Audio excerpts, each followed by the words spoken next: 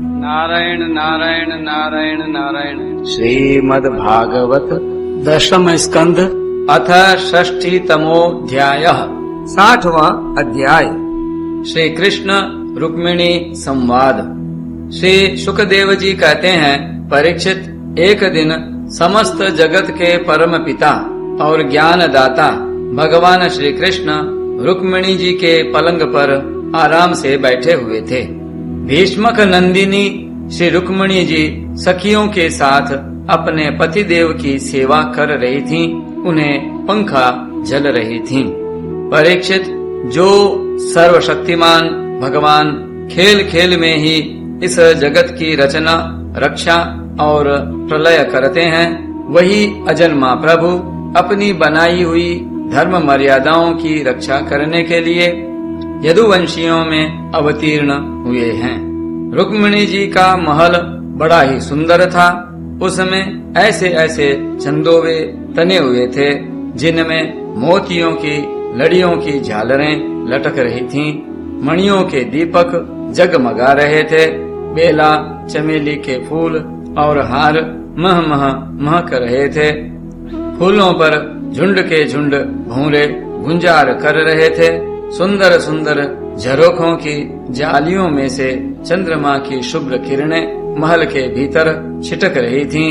उद्यान में पारिजात के उपवन की सुगंध लेकर मंद मंद शीतल वायु चल रही थी। झरोखों की जालियों में से अगर के धूप का धुआं बाहर निकल रहा था। ऐसे महल में दूध के फेन के समान कोमल और उज्जवल बिछौनों से युक्त सुंदर पलंग पर भगवान श्री कृष्ण बड़े आनंद से विराजमान थे और रुक्मिणी जी त्रिलोकी के स्वामी को पति रूप में प्राप्त करके उनकी सेवा कर रही थीं। रुक्मिणी जी ने अपनी सखी के हाथ से वह चंवर ले लिया जिसमें रत्नों की डांडी लगी हुई थी और परम रूपवती लक्ष्मी रूपिणी देवी रुक्मिणी जी उसे डुला डुला कर भगवान की सेवा करने लगीं। उनके कर कमलों में जटाऊ, अंगूठियां, कंगन और चंवर शोभा पा रहे थे। चरणों में मणि जटित पायजेब रुन झुन कर रहे थे। अंचल के नीचे छिपे हुए स्तनों की केसर की लालिमा से हार लाल लाल जान पड़ता था और चमक रहा था। नितंब भाग में बहुमूल्य करधनी की लड़ियां लटक रही थीं। इस प्रकार वे भगवान के पास ही रहकर उनकी सेवा में संलग्न थीं।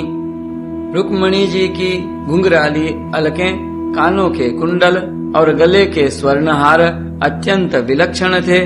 उनके मुख चंद्र से मुस्कुराहट की अमृत वर्षा हो रही थी। ये रुक्मिणी जी अलौकिक रूप लावण्यवती लक्ष्मी जी ही तो हैं।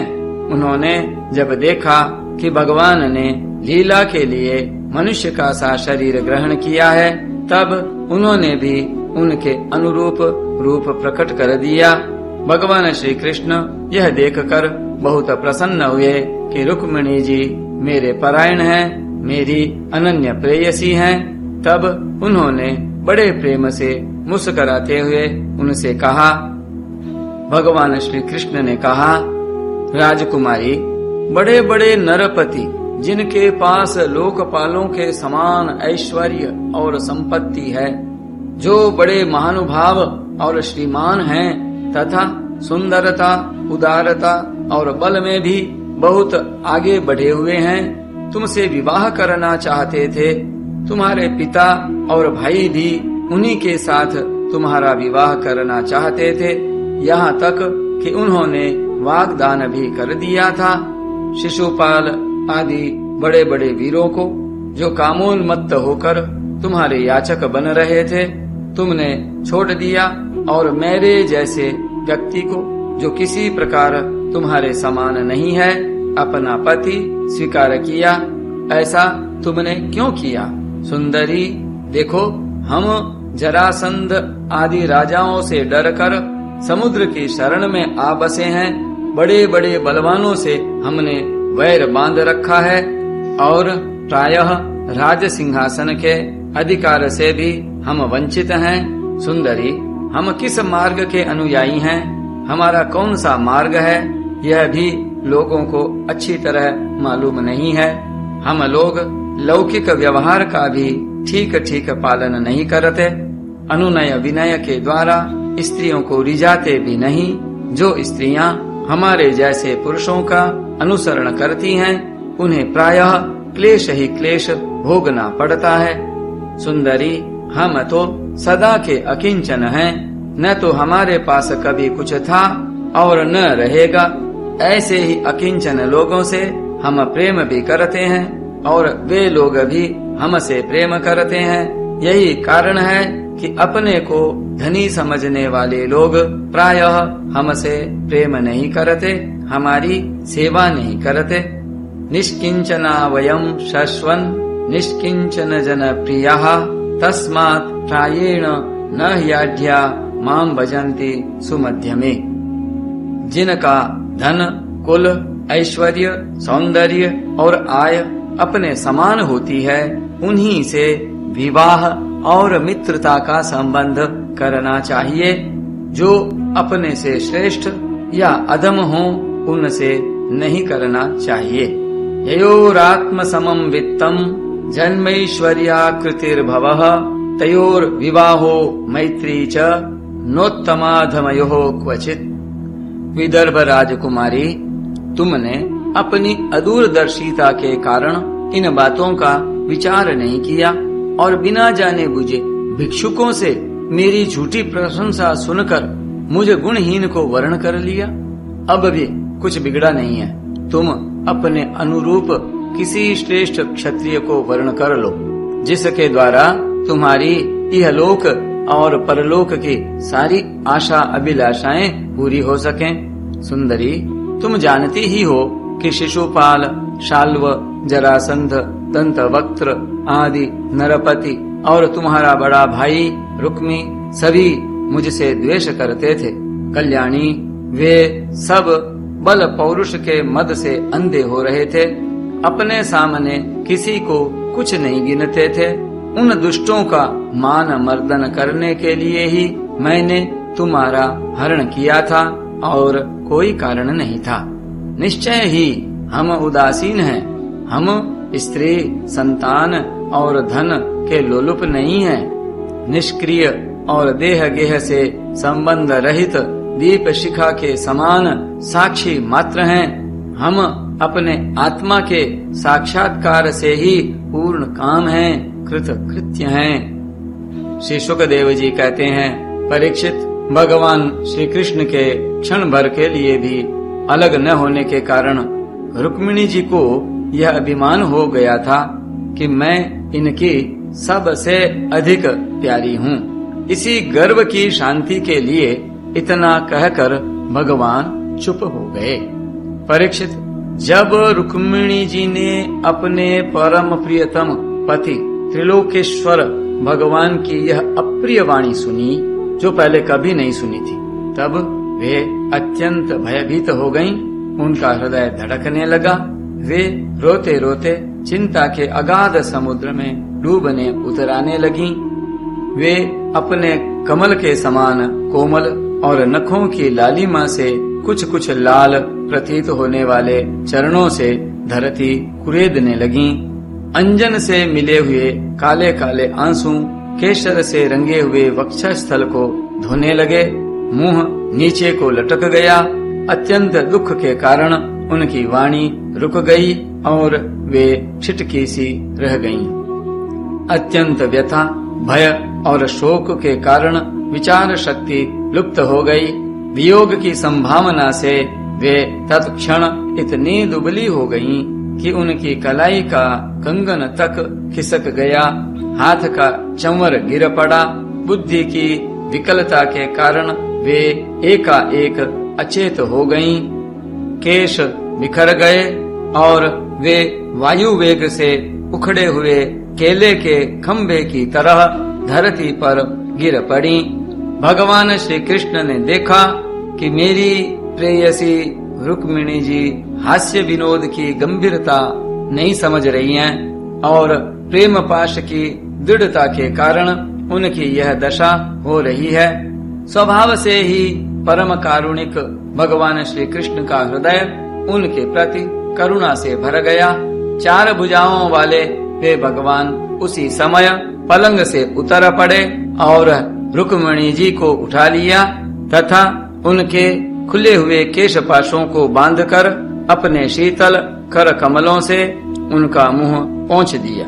भगवान ने उनके नेत्रों के आंसू और शोक के आंसुओं से भीगे हुए स्तनों को पोंछकर अपने प्रति अनन्य प्रेम भाव रखने वाली उन सती रुक्मिणी जी को बाहों में भरकर छाती से लगा लिया।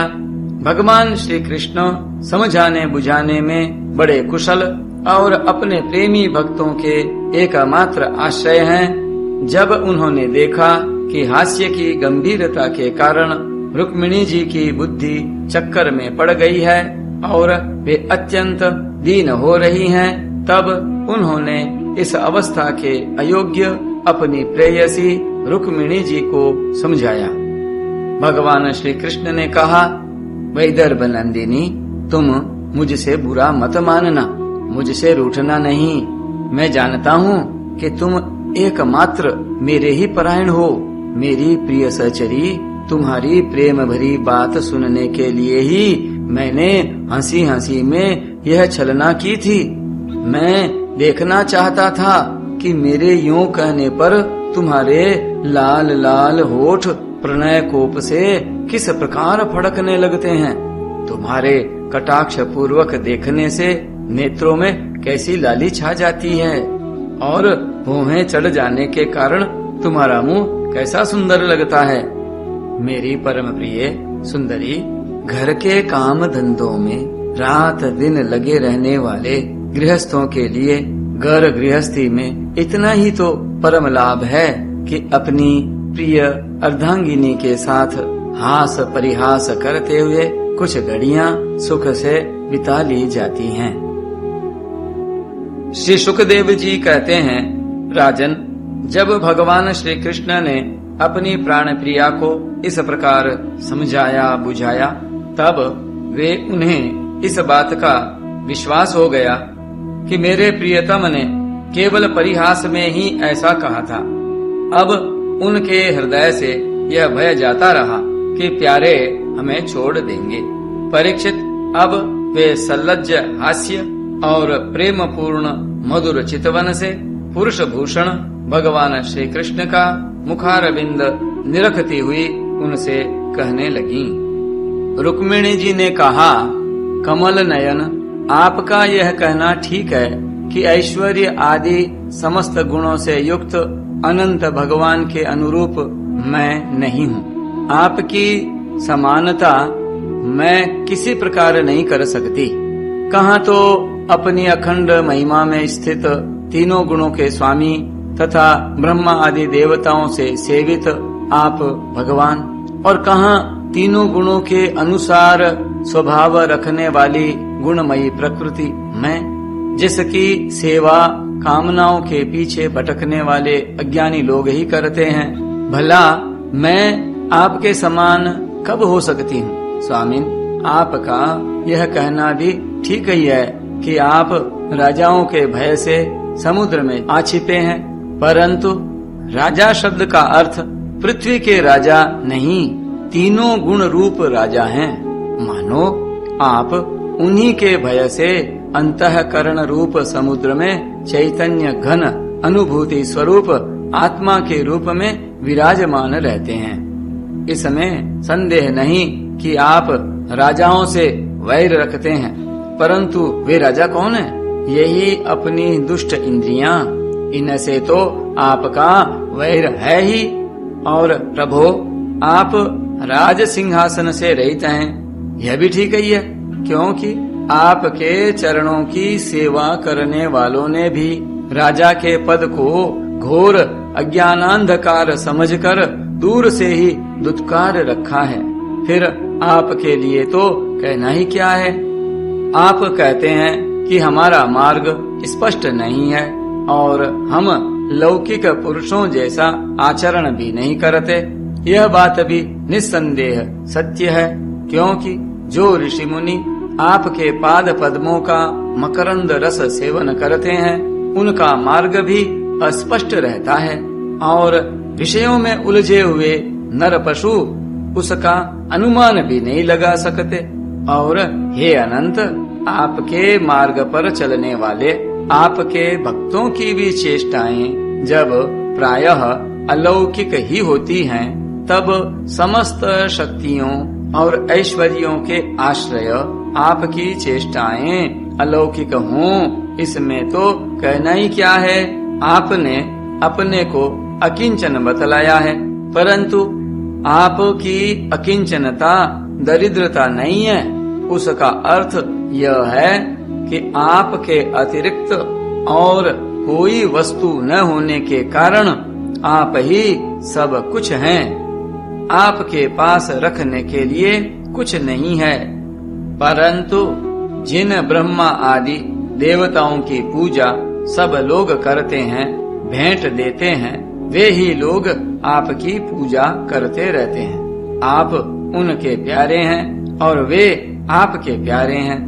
आपका यह कहना भी सर्वथा उचित है कि धनाढ्य लोग मेरा भजन नहीं करते।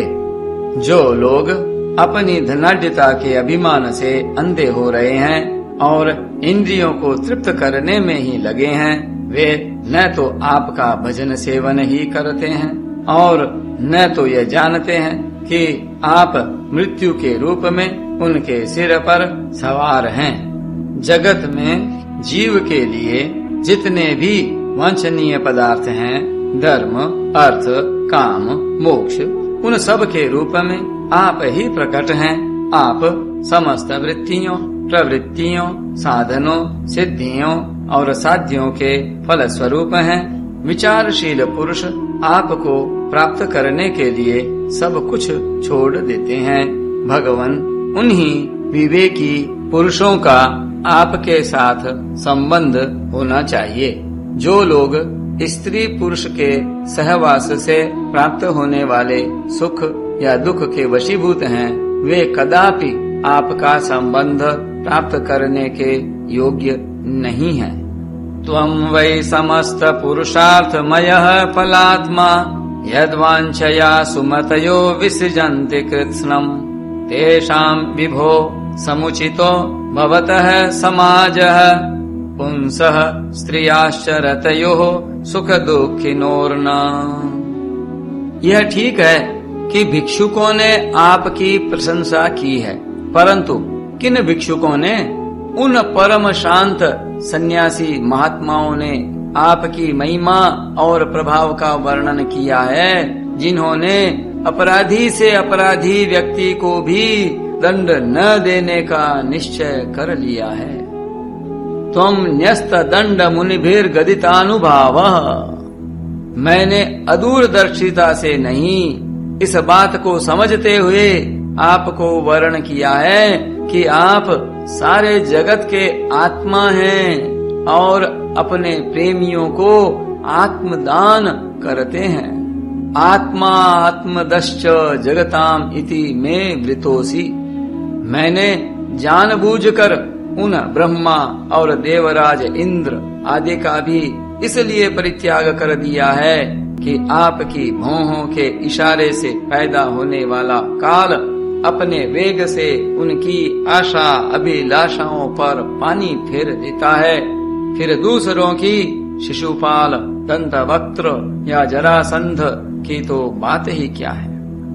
सर्वेश्वर आर्यपुत्र, आपकी यह बात किसी प्रकार युक्ति संगत नहीं मालूम होती कि आप राजाओं से भयभीत होकर समुद्र में आ बसे हैं, क्योंकि आपने केवल अपने शार्ंग धनुष के टंकार से मेरे विवाह के समय आए हुए समस्त राजाओं को भगाकर अपने चरणों में समर्पित मुझ दासी को उसी प्रकार हरण कर लिया, जैसे सिंह अपनी कर्कश ध्वनि से वन पशुओं को भगाकर अपना भाग ले आवे। कमल नयन, आप कैसे कहते हैं कि जो मेरा अनुसरण करता है उसे प्रायः कष्ट ही उठाना पड़ता है। प्राचीन काल के अंग, पृथु, भरत, ययाति और गय आदि जो बड़े बड़े राज राजेश्वर अपना अपना एक क्षत्र साम्राज्य छोड़कर आपको पाने की अभिलाषा से तपस्या करने वन में चले गए थे, वे आपके मार्ग का अनुसरण करने के कारण क्या किसी प्रकार का कष्ट उठा रहे हैं? आप कहते हैं कि तुम और किसी राजकुमार का वर्ण कर लो। भगवन, आप समस्त गुणों के एकमात्र आश्रय हैं। बड़े बड़े संत आपके चरण कमलों की सुगंध का बखान करते रहते हैं। उसका आश्रय लेने मात्र से लोग संसार के पाप ताप से मुक्त हो जाते हैं।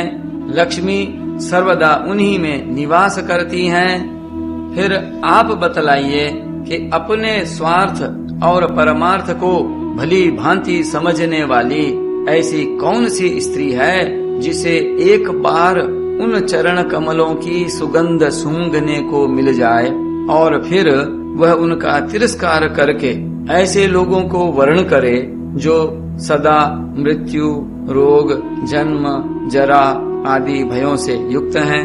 कोई भी बुद्धिमती स्त्री ऐसा नहीं कर सकती। प्रभो, आप सारे जगत के एकमात्र स्वामी हैं। आप ही इस लोक और परलोक में समस्त आशाओं को पूर्ण करने वाले एवं आत्मा हैं। मैंने आपको अपने अनुरूप समझकर ही वर्ण किया है। मुझे अपने कर्मों के अनुसार विभिन्न योनियों में भटकना पड़े, इसकी मुझको परवाह नहीं है। मेरी एकमात्र अभिलाषा यही है कि मैं सदा अपना भजन करने वालों का मिथ्या संसार भ्रम निवृत्त करने वाले तथा उन्हें अपना स्वरूप तक दे डालने वाले आप परमेश्वर के चरणों की शरण में रहूं। अच्युत शत्रुसूदन गधों के समान घर का बोझा ढोने वाले, बैलों के समान गृहस्थी के व्यापारों में जुटे रहकर कष्ट उठाने वाले, कुत्तों के समान तिरस्कार सहने वाले, बिलाव के समान कृपण और हिंसक तथा क्रीत दासों के समान स्त्री की सेवा करने वाले शिशुपाल आदि राजा लोग, जिन्हें वर्ण करने के लिए आपने मुझे संकेत किया है, उसी अभागिनी स्त्री के पति हों, जिनके कानों में भगवान शंकर, ब्रह्मा आदि देवेश्वरों की सभा में गाई जाने वाली आपकी लीला कथा ने प्रवेश नहीं किया है। यह मनुष्य का शरीर जीवित होने पर भी मुर्दा ही है। ऊपर से चमड़ी, दाढ़ी, मूंछ, रोएं, नख और केशों से ढका हुआ है, परंतु इसके भीतर मांस, हड्डी, खून, कीड़े, मलमूत्र, कफ, पित्त और वायु भरे पड़े हैं। इसे वही मूढ़ स्त्री अपना प्रियतम पति समझकर सेवन करती है, जिसे कभी आपके चरणार बिंद के मकरंद की सुगंध सूंघने को नहीं मिली है। कमल नयन, आप आत्मा राम हैं, मैं सुंदरी अथवा गुणवती हूँ, इन बातों पर आपकी दृष्टि नहीं जाती, अतः आपका उदासीन रहना स्वाभाविक है। फिर भी आपके चरण कमलों में मेरा सुदृढ़ अनुराग हो, यही मेरी अभिलाषा है। जब आप इस संसार की अभिवृद्धि के लिए उत्कट रजोगुण स्वीकार करके मेरी ओर देखते हैं, तब वह भी आपका परम अनुग्रह ही है। मधुसूदन, आपने कहा कि किसी अनुरूप वर को वर्ण कर लो। मैं आपकी इस बात को भी झूठ नहीं मानती, क्योंकि कभी कभी एक पुरुष के द्वारा जीती जाने पर भी काशी नरेश की कन्या अम्बा के समान किसी किसी की दूसरे पुरुष में भी प्रीति रहती है। कुलटा स्त्री का मन तो विवाह हो जाने पर भी नए नए पुरुषों की ओर खिंचता रहता है। बुद्धिमान पुरुष को चाहिए कि वह ऐसी कुलटा स्त्री को अपने पास न रखे, उसे अपनाने वाला पुरुष लोक और परलोक दोनों खो बैठता है, उभय भ्रष्ट हो जाता है। भगवान श्री कृष्ण ने कहा, साध्वी राजकुमारी, यही बातें सुनने के लिए तो मैंने तुमसे हंसी हंसी में तुम्हारी वंचना की थी, तुम्हें छकाया था। तुमने मेरे वचनों की जैसी व्याख्या की है वह अक्षरशः सत्य है।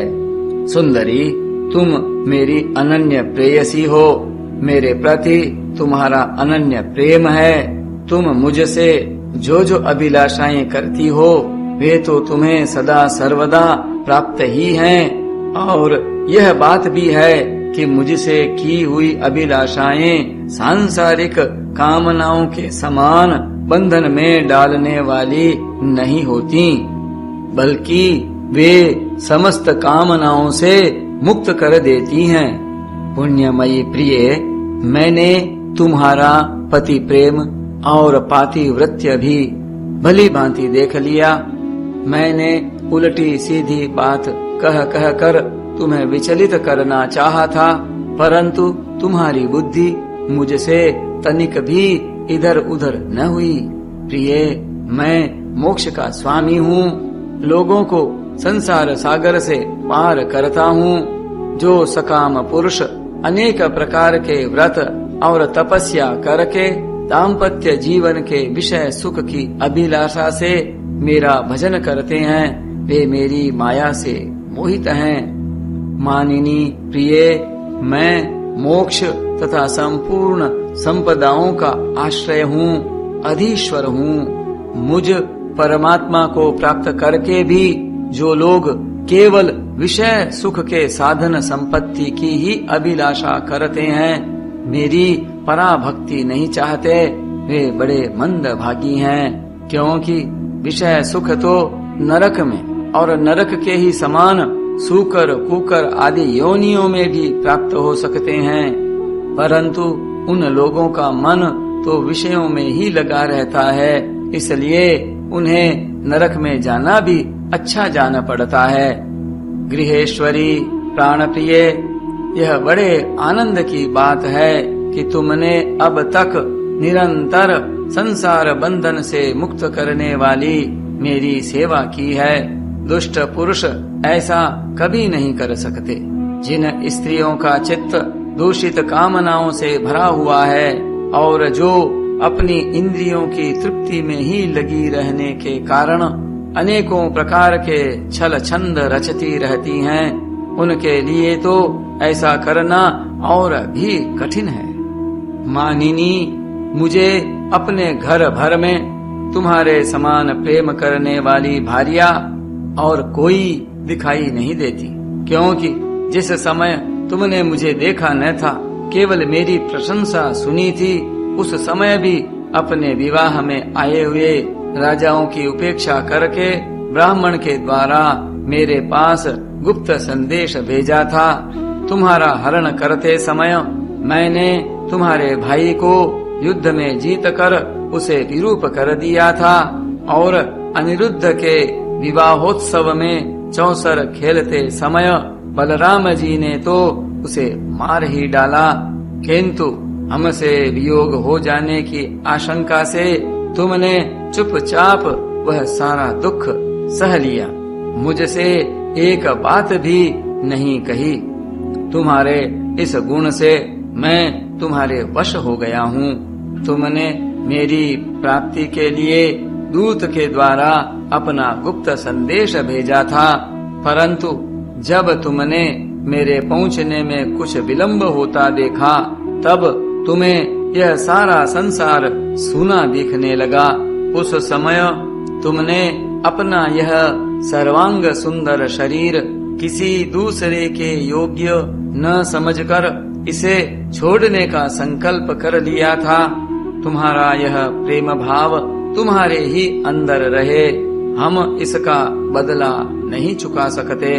तुम्हारे इस सर्वोच्च प्रेम भाव का केवल अभिनंदन करते हैं। श्री सुखदेव जी कहते हैं, परीक्षित, जगदीश्वर भगवान श्री कृष्ण आत्मा राम हैं। वे जब मनुष्यों की सी लीला कर रहे हैं तब उसमें दाम्पत्य प्रेम को बढ़ाने वाले विनोद भरे वार्तालाप भी करते हैं और इस प्रकार लक्ष्मी रूपिणी रुक्मिणी जी के साथ विहार करते हैं। भगवान श्री कृष्ण समस्त जगत को शिक्षा देने वाले और सर्व व्यापक हैं। वे इसी प्रकार दूसरी पत्नियों के महलों में भी गृहस्थों के समान रहते और गृहस्थोचित धर्म का पालन करते थे। नारायण नारायण नारायण।